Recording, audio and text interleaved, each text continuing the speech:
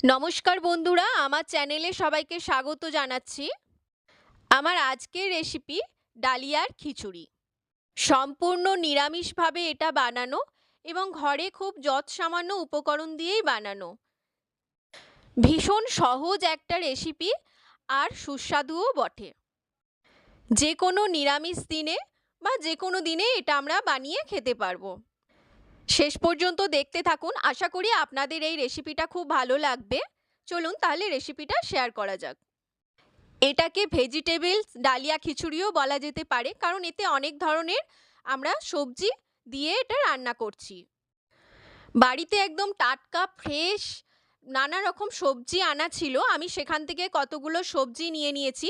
দেখতেই পাচ্ছেন আলু, গাজর, বিনস, বরবটি, বাঁধাকপি, লাউ আর ফুলকপি। এই সবজিগুলো আমি ভালো করে ধুয়ে কেটে নিয়েছি।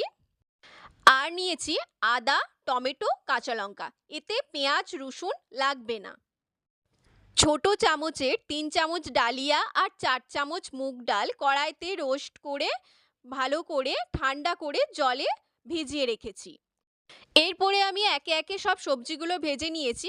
তো প্রথমেই আমি কড়াইতে সর্ষের তেল দিয়ে সামান্য একটু লবণ দিয়ে আমি ফুলকপিগুলোকে ভেজে নিয়েছি। তারপর ফুলকপিগুলোকে ভালো করে ভেজে একে একে বাকি সবজিগুলো ভেজে নিচ্ছি। প্রথমেই আলু, গাজর, এরপর পরপর সবজিগুলো দিয়ে একসঙ্গে ভালো করে মোটামুটি 50% মতো ভেজে নিয়েছি। সবটা ভাজার দরকার নেই, বাকিটা সেদ্ধ হয়ে যাবে ডালিয়ার সঙ্গে।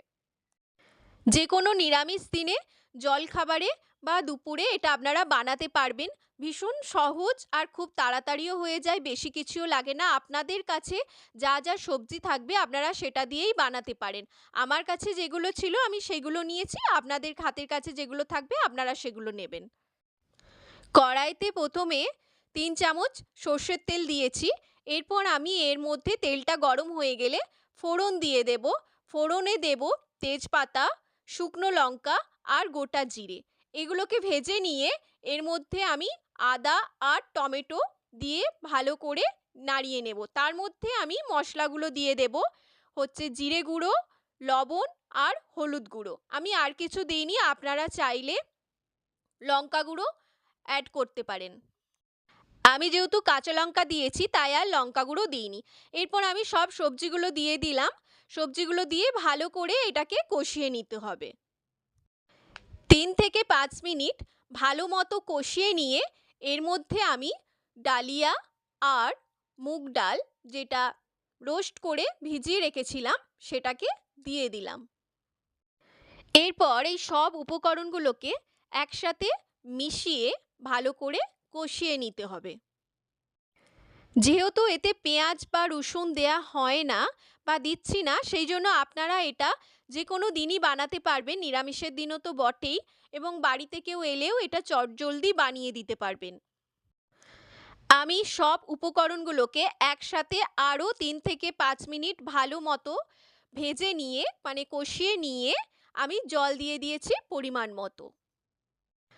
প্রথম থেকে আমি পুরো রান্নাটায় মিডিয়াম ফ্লেমে করছিলাম। এরপরে জল দিয়ে আমি প্রথমে একটু মিডিয়াম ফ্লেমেই রাখবো, পরে এটা আমি লো ফ্লেমে করে দেব। 15 থেকে 20 মিনিট এটাকে ঢাকনা দিয়ে সেদ্ধ করলাম। যখন সবজি আর সব কিছু সেদ্ধ হয়ে যাবে তখন একদম রেডি। নামানোর আগে জাস্ট ঘি সামান্য দিলে একদম রেডি।